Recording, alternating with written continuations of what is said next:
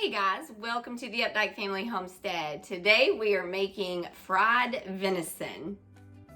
Hey y'all, we are the Updike family located in the mountains of Tennessee. We're excited to share our homesteading journey with all of you.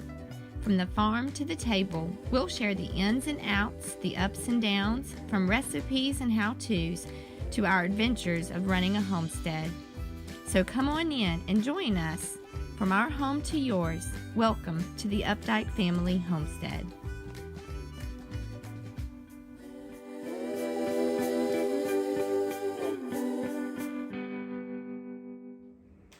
All right, so I wanted to show you again because I did promise that I would be picking a recipe every so often from the Cumberland Homestead Favorites Recipe book.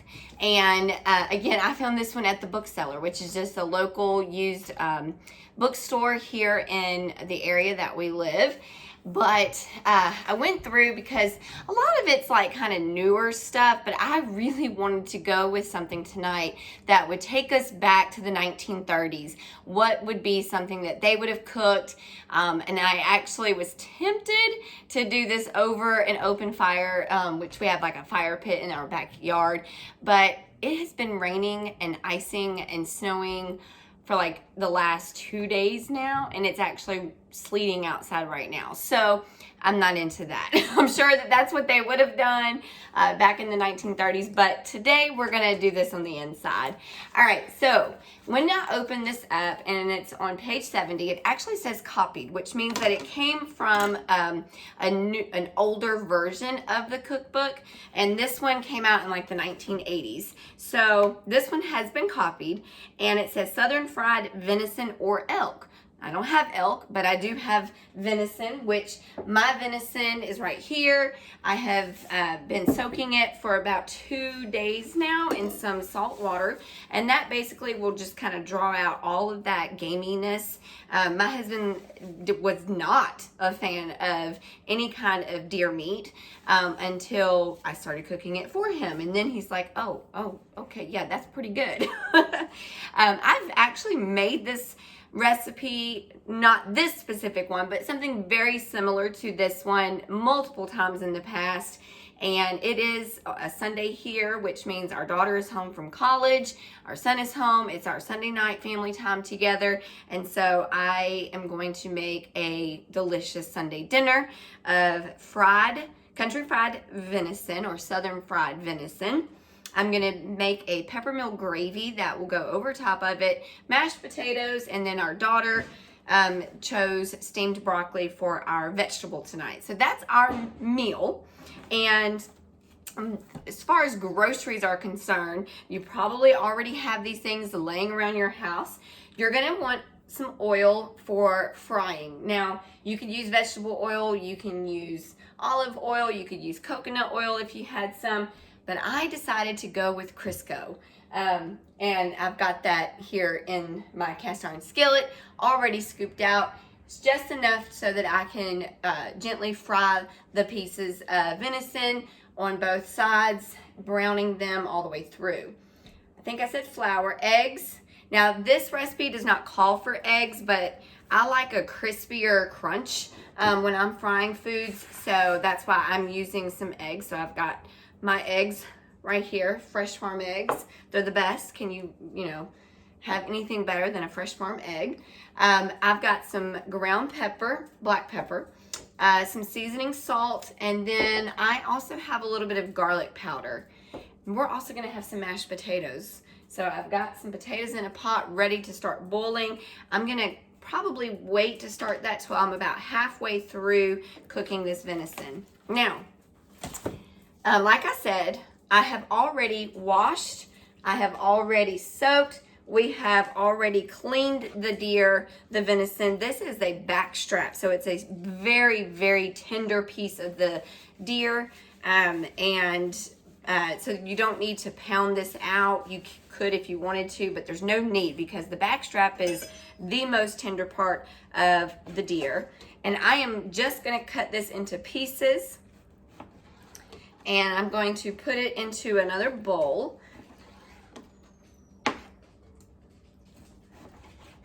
deer is extremely lean. So if you look at that really close, I mean, that's a really nice color. It's gonna be very delicious. We have smoked, the last time we had a backstrap, we smoked it, and it was perfect.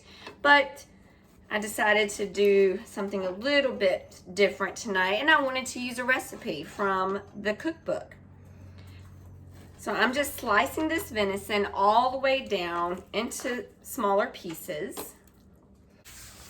All right, now that our venison has been cut or sliced into smaller pieces, so you can see that these are just, you know, obviously some of them are a little bit bigger than other pieces, and that's just because of the way that the back strap was. So these are all nice and cut into smaller pieces. We're going to now crack our eggs and get them scrambled up into a different dish. Now in my flour mixture that I have right here, I'm gonna go ahead and add in all of my seasoning. So I've got pepper, and y'all know I really don't measure a whole lot. I probably should as I'm doing these videos, but I just kind of like to eyeball it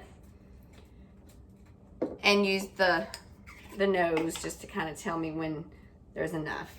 Oh man, I love the smell of garlic. Okay, so just giving that a nice little stir. It's got a really good scent to it, which means it's gonna have a really good flavor. And then I'm gonna go ahead and preheat that cast iron skillet. Now, obviously, you do not have to use a cast iron skillet. You can use any kind of a frying skillet that you choose. I just so happen like to use my cast iron. As if you've watched me before, you already know. Okay, so I've got 3 eggs here. I may not need all 3 of them, but I like to be maybe a little bit over prepared. So now these are farm fresh eggs, so I'm gonna break them into one dish, make sure it looks good, and then go ahead and put it in. We like to give our chickens the eggshells. We crush them up, and so I'm gonna just set those to the side. Egg number 2 looks fantastic. Beautiful. Okay, let me grab my little scrambler. And I'm just scrambling these, whisking them enough to make them nice and fluffy.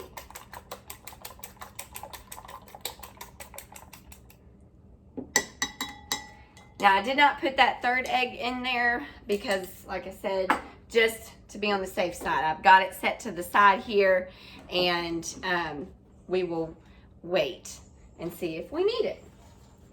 All right, get this Crisco just kind of melting.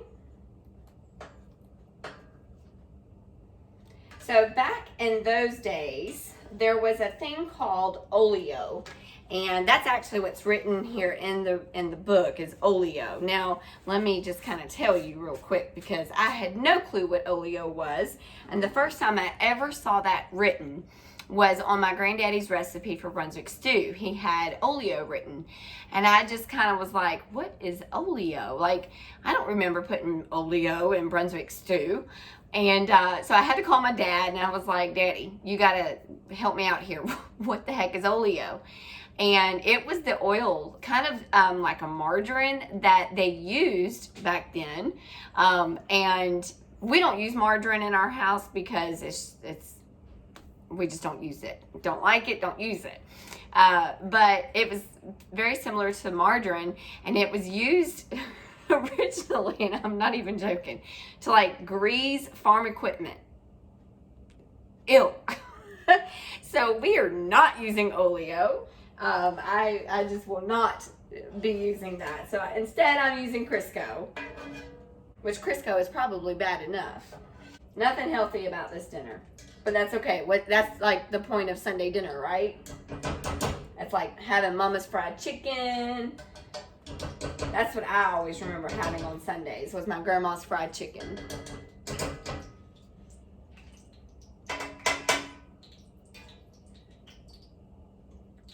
Okay, and that is looking perfect.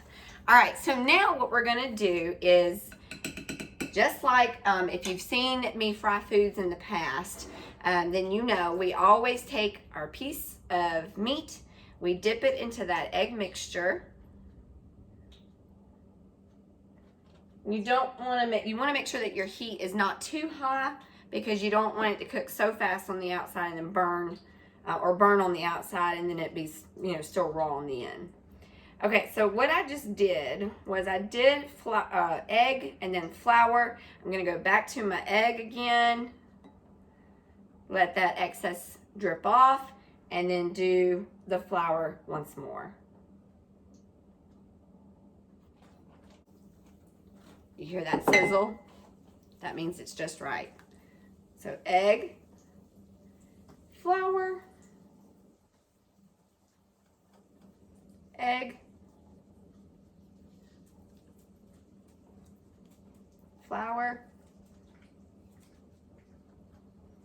and you're going to keep repeating that until all of your meat is covered.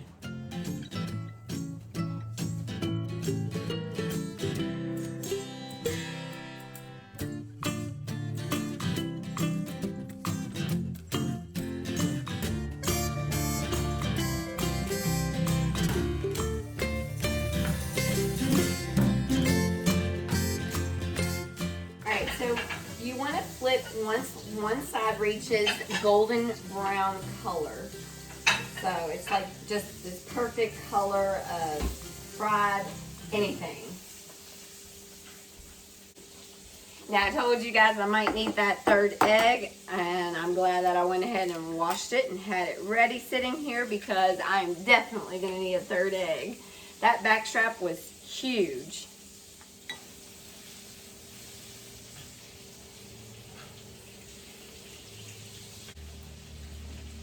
Last one. Whew. That's a lot of flouring and egging, and then flouring some venison pieces here. That was a lot. That was a big piece of backstrap, which is good though, because we do like leftovers here. My husband takes them for work. We will eat on them tomorrow, so this will be our lunch tomorrow for my son and I. We'll have some leftover country fried or southern fried venison. All right, so my hands are super messy. I'm going to clean this up, and then we will start taking a peek at some of our venison. Okay, so we're going to take a look at our venison and see how it's coming along. You definitely want to make sure that you have a plate that has been lined with a paper towel, and that's just to kind of help catch the grease that will come off of the venison. I've got my little spatula here, but I'm also going to grab a fork, and that's just to kind of help me flip everything over. This is my biggest skillet that I own, and I'm glad that I decided to use this one, because this is a lot of venison in here. This is like enough to feed an army. Oh, wow. I just want to show you this piece. So, see how that's a nice golden brown color? That is beautiful. I do still see a little bit of pink in that, so I'm going to keep it going, but that is the right color that you're looking for, that golden brown that I'm talking about. Oh my goodness. It smells so good. I know when my dad sees this, he's going to really be wishing he was down here right now. I went ahead and started the water boiling for my mashed potatoes, because that, you know, you cannot have country fried anything without some mashed potatoes. So I've got my mashed potatoes. They are just now starting to boil. So by the time my venison is done, my potatoes will be ready to cream or mash. And then it's going to be time to eat. So, yay!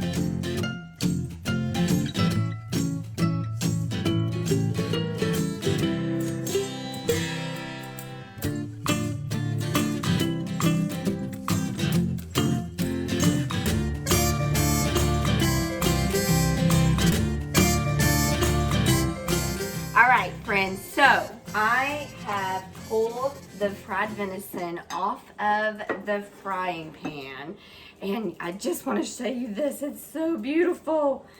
All right, so here is a perfectly fried piece of venison, and I'm going to serve it with the mashed potatoes, which are finishing up right now, and some peppermint gravy and some broccoli, and that is going to be our dinner tonight. So I will be back in just a little bit with the final plate, and to show you and share with you. Can you tell it's been a long weekend? Just how delicious this dinner is going to be tonight. Okay, so I do want to point out that obviously when you're using cast iron, that pan is going to retain heat for quite a while.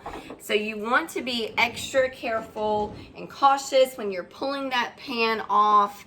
I'm going to set it onto my moving island here. Well, actually, I'm going to set it on my countertop because I'm going to be using my island to show you guys the final product. So, and of course, whenever you're frying food, don't ever leave your stove unattended, because if grease pops, you can't put out a grease fire like you would an electrical fire. So you just want to be extra careful. And I'm going to get a second mitt there because that's my big heavy one. Woo. Okay. Safety first, guys. All right, so for my mashed potatoes, at least, you know, the ones that I am making tonight, my tongue got a little twisted there, but that's okay. I added in probably about 5 tablespoons of butter. And then I like to use heavy whipping cream. So I'm gonna just pour in some cream, and then salt and pepper. So I'm using just ground black pepper, nothing special about that. And then I'm also going to add in some salt. This is my Redmond's Real Mineral Salt, a little bit more.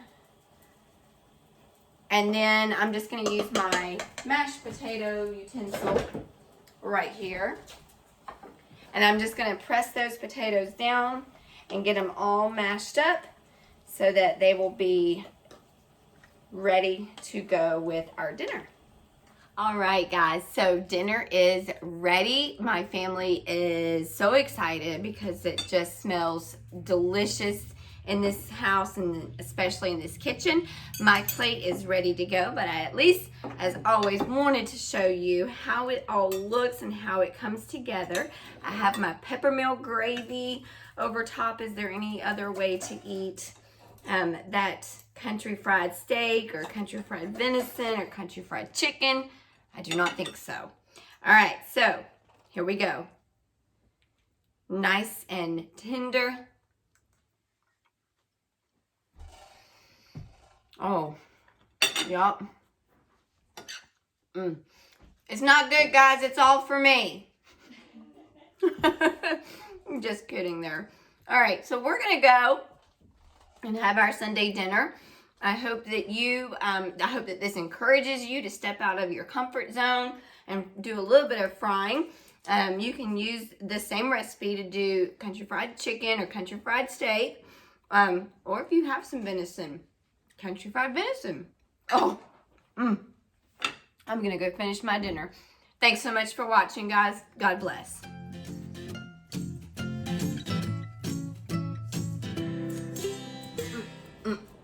I love Crisco. I love Crisco. I love Crisco. I love Crisco. I love Crisco. We have too much fun.